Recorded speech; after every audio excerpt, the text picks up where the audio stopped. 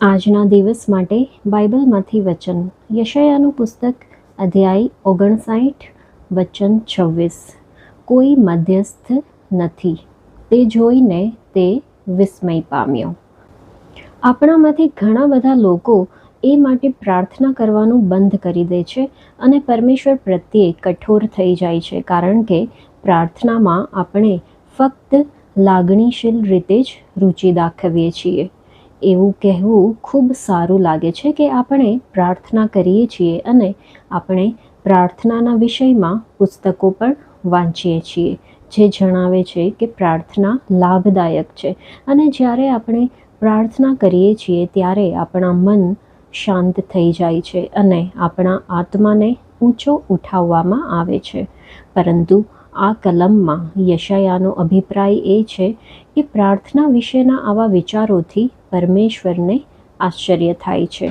આરાધના અને મધ્યસ્થી બંને સાથે સાથે ચાલે છે અને એકના વિના બીજું અશક્ય છે.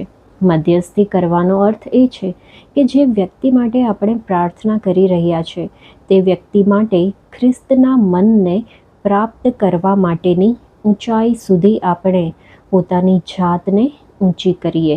ફિલિપ્પીના પત્રમાં 2 અધ્યાયમાં વચન 5 જુઓ.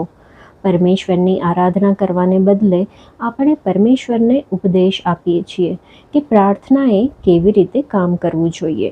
જ્યારે આપણે પરમેશ્વરને કહીએ છીએ કે પરંતુ પરમેશ્વર, મને એ બિલકુલ નથી સમજાતું કે તમે આ કેવી રીતે કરશો. આવું કહેવાથી શું આપણે પરમેશ્વરની આરાધના કરીએ છીએ કે તેમની સાથે ઝઘડો અને તકરાર કરીએ છીએ? આ એક ચોક્કસ ચિહ્ન છે કે આપણે કઠોર અને સૈદ્ધાંતિક બની જઈએ છીએ. આપણે આપણી વિનંતીઓ પરમેશ્વરના સિંહાસન તરફ ફેંકીએ છીએ અને તેમને આદેશ આપીએ છીએ કે આપણે તેમની પાસેથી શું ઈચ્છીએ છીએ. આમ ન તો આપણે પરમેશ્વરની આરાધના કરીએ છીએ કે ન તો પોતાના સ્વભાવને ખ્રિસ્તના સ્વભાવમાં બદલવાની કોશિશ કરીએ છીએ. અને જો આપણે પરમેશ્વર પ્રત્યે કઠોર હોઈશું તો આપણે બીજા લોકો પ્રત્યે પણ કઠોર બની જઈશું.